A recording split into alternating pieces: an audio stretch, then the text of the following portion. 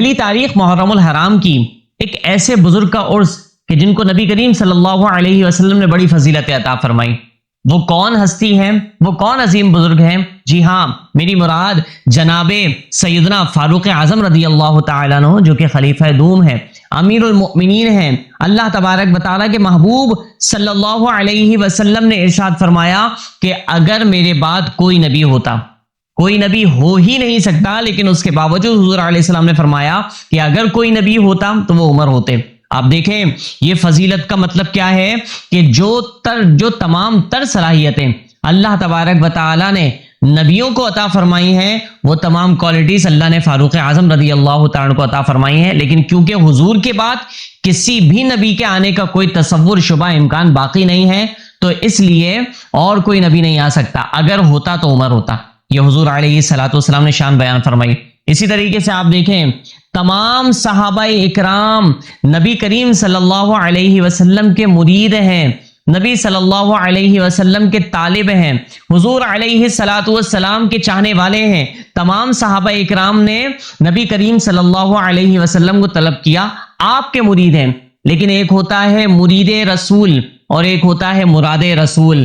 حضرت فاروق اعظم رضی اللہ تعالی عنہ کو اللہ نے یہ مقام و مرتبہ عطا فرمایا کہ اور دیگر صحابہ اکرام تو مرید رسول ہیں، لیکن حضرت فاروق اعظم مراد رسول ہیں کہ نبی کریم صلی اللہ علیہ وسلم نے رب تبارک و تعالی سے دعا میں سیدنا فاروق اعظم رضی اللہ تعالی عنہ کو مانگا، اور اللہ نے حضور علیہ الصلوۃ والسلام کی دعا قبول فرمائی. آپ ایمان لے کر آئے تو آپ کا نمبر 40واں تھا، 40واں نمبر تھا، اور حضور علیہ الصلوۃ والسلام نے دعا فرمائی تھی کہ اللہ تبارک و تعالی یا الہ العالمین یا مالک و مولا مجھے فاروق اعظم رضی اللہ تعالی عطا فرما، یا یوں کہ اللہ تبارک و تعالی کی بارگاہ میں دعا کی کہ الہ العالمین عمر کو ایمان کی دولت عطا فرما. تو نبی کریم صلی اللہ علیہ وسلم کی اس دعا کو مقبول فرمایا گیا، فاروق اعظم کو ایمان کی دولت سے سرفراز فرمایا.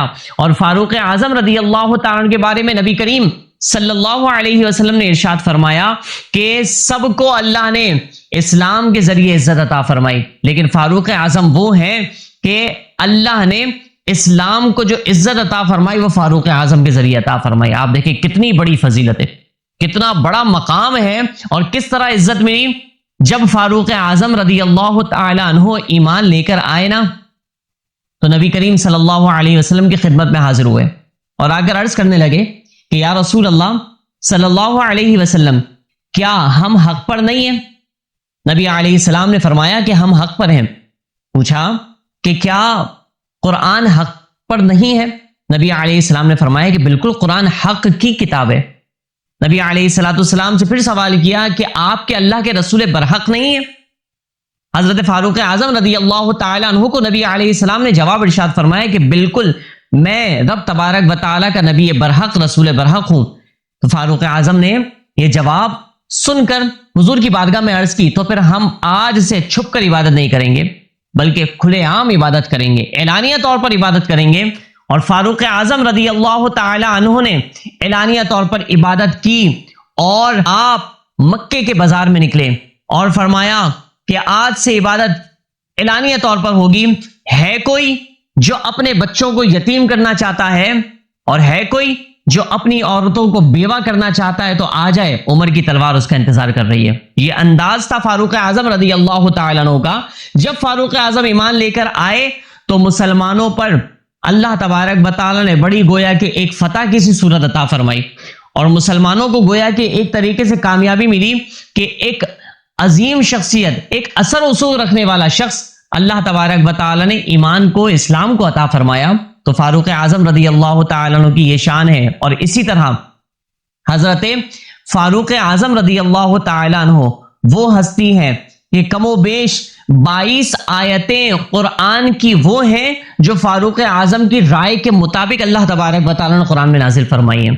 مطلب جو نظریہ فاروق اعظم کا، جو خیال فاروق اعظم کا، جو سوچ اور فکر فاروق اعظم کی، اللہ تبارک و تعالی نے اسی فکر اور سوچ کے مطابق جبریل امین علیہ السلام کو حکم دیا کہ نبی علیہ الصلوۃ والسلام کی خدمت اقدس میں یہ آیت پیش کی جائے.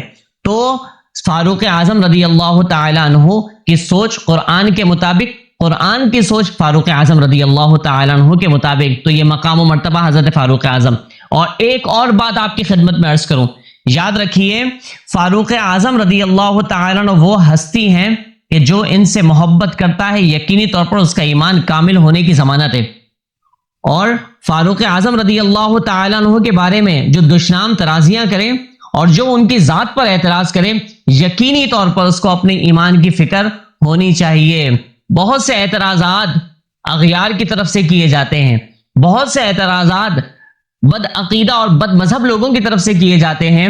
ایک اعتراض یہ بھی کیا جاتا ہے کہ تم فاروق اعظم کی محبت کا دعویٰ کرتے ہو اور تمہارا یہ دعویٰ ہے کہ نبی علیہ الصلوۃ والسلام سے فاروق اعظم بڑی محبت کرتے تھے.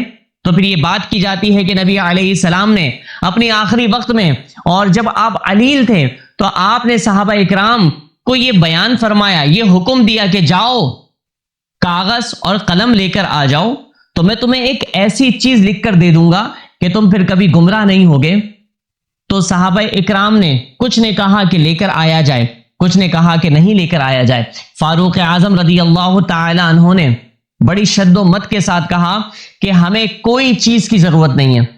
حضور علیہ الصلوۃ والسلام کے اس حکم کا ظاہری طور پر انکار کیا، لیکن سمجھنے والوں کے لیے یہ سمجھنا کافی ہے کہ یہ انکار خدا نہ خواستہ نعوذ باللہ نبی علیہ الصلوۃ والسلام کی نافرمانی میں نہیں بلکہ یہ نبی علیہ السلام کی محبت میں کیا گیا.